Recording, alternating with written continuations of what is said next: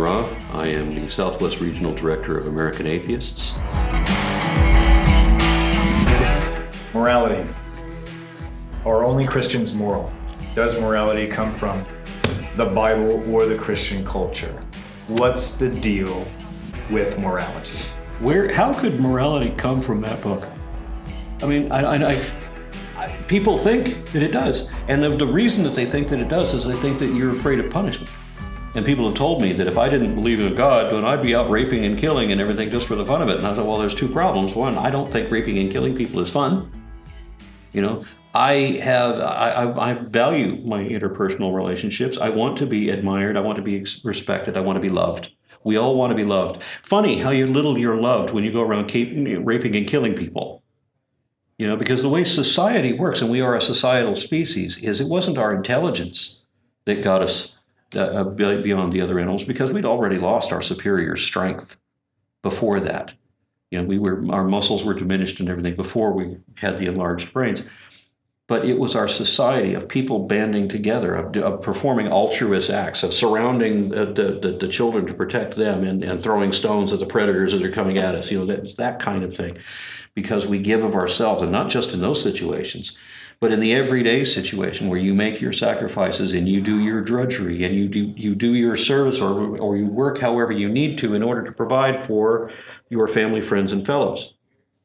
That's what made society. Religion actually perverts that, like it does everything else, because it says that, you stone the unbeliever to death for any slight criminality, or for any deviance from what we call the law, right? On the word of one or two witnesses.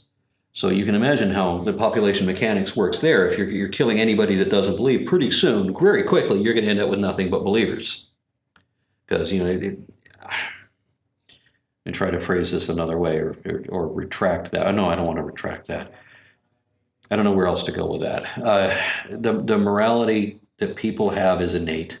We evolved it. It's the reason other animals have it too. It's the reason that your dog will sacrifice himself for you. It's the reason your dog will grab your jacket and try to pull you out of a hole if he thinks you're trapped. It's the reason other animals can see this going on. People can certainly see it going on. They don't need their imaginary gods. They don't need to think that they're going to go to hell if they don't. The book doesn't say that anyway. You can do all the evil you want to and then just ask forgiveness. You're done. You can do every evil thing in the world, and it doesn't matter as long as you believe. But if you don't believe, then it doesn't matter how good you are. So it shows that morality is not the issue. And the idea that the only reason that you're not doing all these horrible, evil things is because you're afraid of being punished by an inescapable despot. There's things maybe that I might do if I wasn't worried about, like police. There are fun things that you can do that are also illegal, I like to drive fast, give an example, but the reason I don't go 100, the reason I don't max the speed on some of my faster vehicles everywhere I go is because I don't want to lose my license and go to jail and suffer those repercussions from it. But I'm not victimizing someone else, on any of there's nothing that I want to do that hurts somebody else. And so if you need the threat of the punishment of that God to make you good, first of all, I think you're lying to yourself. Those people, and we've seen it again and again, when they do lose their belief, do they ever run out and start raping and killing people? That never happens.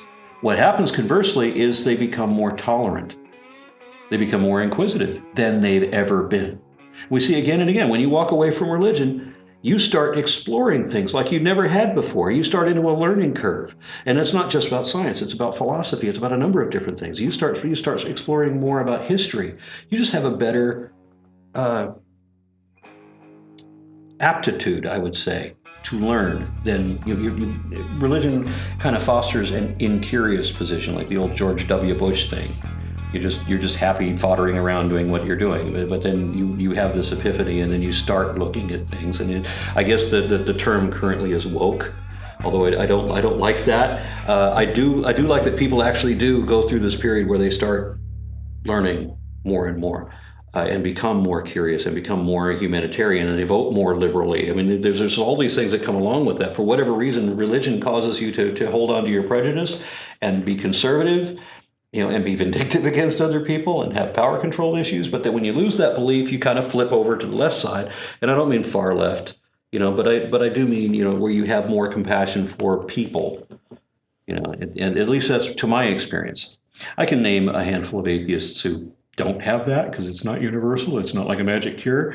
We have complete dicks within the atheist movement too. And you have some sweet people in Christianity, as I said. And with Islam too, I've got personal acquaintances that I think are adorable people that are Muslims as well. Although I don't want to say anything positive about Islam, because I hate Islam just as much as I do Christianity. It's just that Christianity has more immediate power over my life. If it didn't, I'd be as anti-Muslim as possible, or I should say anti-Islam. Yeah, I don't want to say anti-Muslim. I'm anti-Islam. Yeah. Are you woke? I don't know. I've heard people try to define atheists as brights, and I don't ever want to be that pretentious. I don't want the bias to fool me.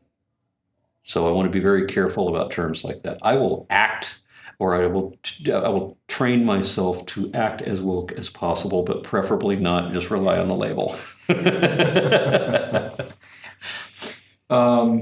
Is it okay to be a lesbian, gay, bi, trans, queer, etc., every part of that community, and be a Christian? From that person's perspective.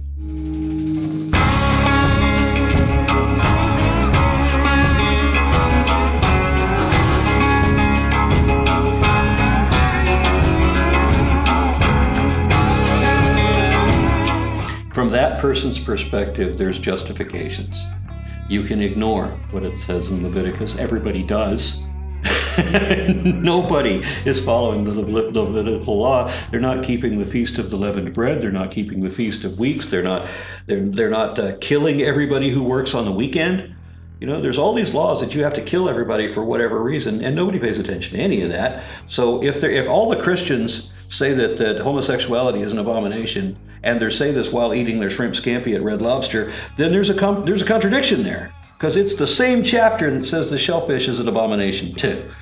And they'll also wear tattoos that cite how Leviticus is a sin, not aware that just a couple pages after that it says you can't have tattoos either.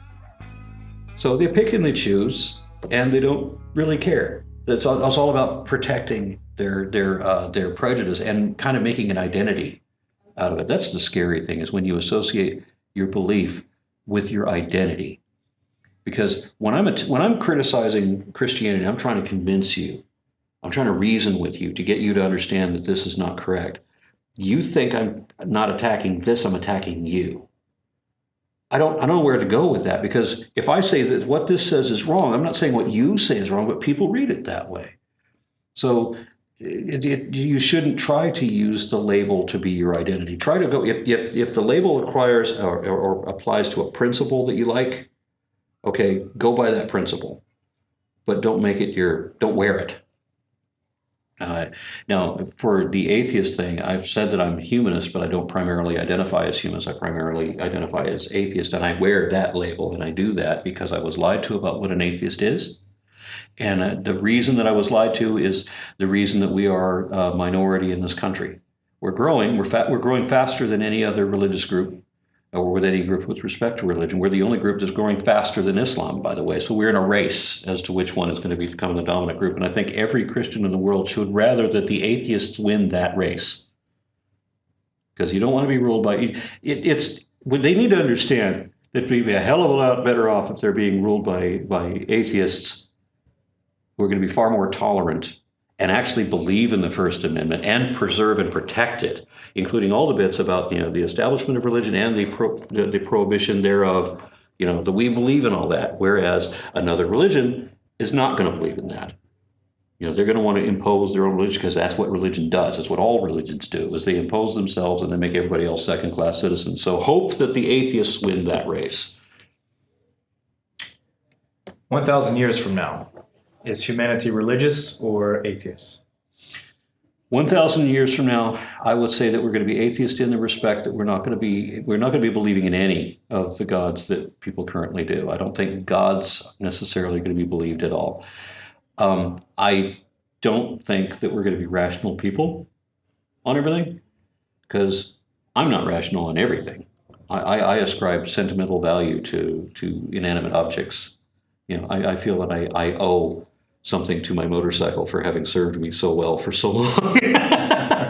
I know how irrational that is.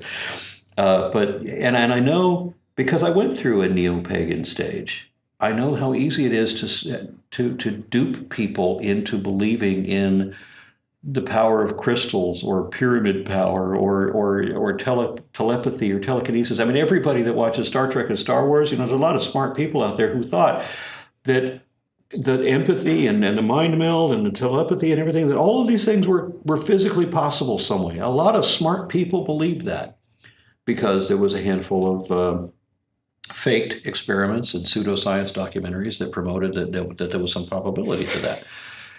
So there were hospitals in the United Kingdom based on homeopathy. How do you maintain a hospital for years on a process that we know doesn't work? And yet that happens. So 1,000 years from now, there will be no Muslims, there will be no Christians, there will be no Hindus. Unless you want to find somebody like the neo-pagans now that are pretending that, the old Asatru or the Hellenists, they're still out there. They may not have been continuous, though. They're like a new version of those. And I said Asatru is Asatru. I know how to pronounce my own heritage somehow. But we will probably still be believing in some other sort of pseudoscience woo.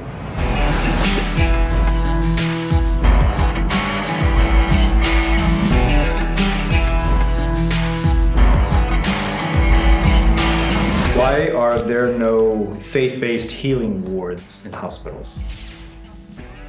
Same reason that they finally closed the homeopathy hospital in the UK.